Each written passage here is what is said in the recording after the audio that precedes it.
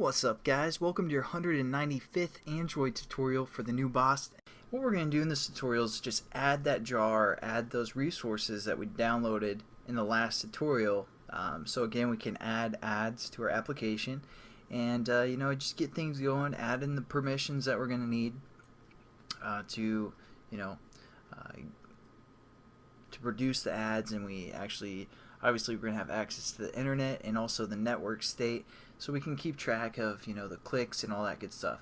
But if you guys don't like watching videos, this is probably the worst time to tell you this, since it's basically at the end of the series.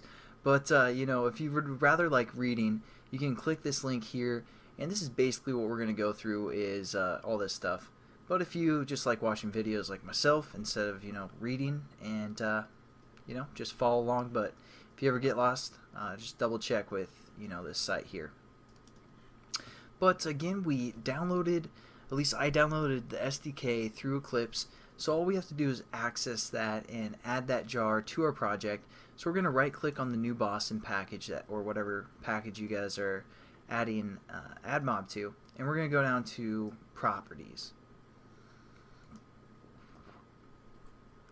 Once we open the properties, we get something like this. We're going to go to Java build path, and we're going to go into our project, or our libraries and we're going to say add external jar, because again we downloaded the SDK which has a jar that we need. So we're just going to say add external jar, and we're going to refer back to wherever we downloaded the SDK, or if you guys downloaded AdMob off their website, find that download and open that there.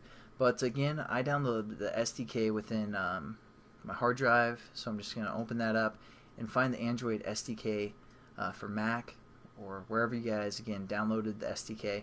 We're going to go to extras, and then we're going to go to the Google tab, or the Google folder, and we have AdMob's ads SDK right here. We're going to open that up, and here's our jar that we want to look for.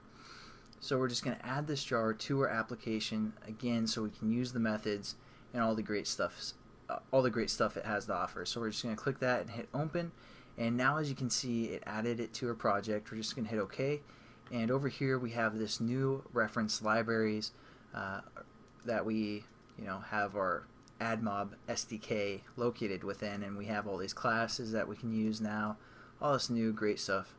So there we go. We've added our jar to our application. Now all we need to do is add the permissions. So we're going to go into the manifest, and we already have the internet, but just to emphasize, you guys need the internet one. So if you don't have an internet application and you haven't been following this project exactly, make sure you add the permission for the internet.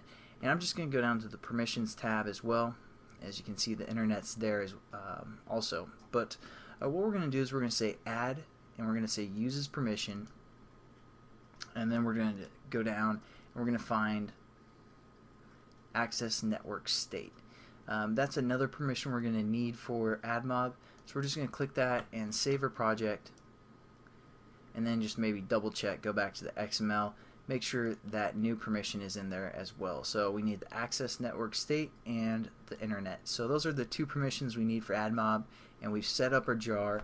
In the next tutorial, I'm going to show you how to reference those methods and how to set up and add within your application. So I'll catch you guys then, and have a good one.